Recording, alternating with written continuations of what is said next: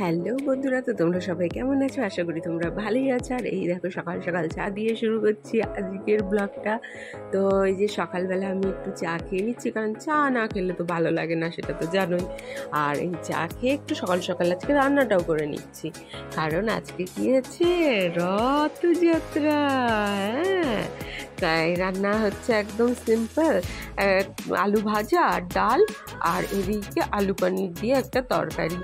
তো এই যে পনিরটা ভাজতে গিয়ে আজকে আমার কী যে হয়েছে জানি না, পনিরগুলো ভেঙে ভেঙেই যাচ্ছিলো, যার জন্য খুব একটা ভালোভাবে ভাজতে পারিনি।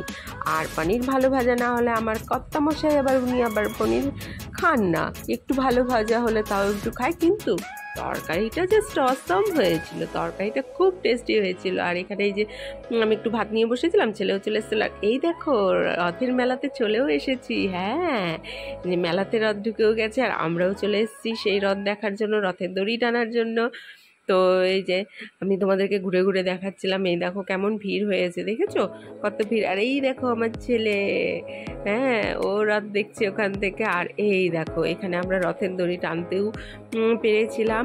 আর এখানে বেশ কয়েকজন মহিলা দাঁড়িয়েছিল পুজো দেওয়ার জন্য, তাই এখানে রথটা থেমেছিল, যে ওরা পুজো দেবে তারপরে আবার ওখান থেকে বেরিয়ে যাবে, তার জন্য এখানে সবাই দাঁড়িয়ে আছে। আর টানতে টানতে এই অবধি এসেছিলাম।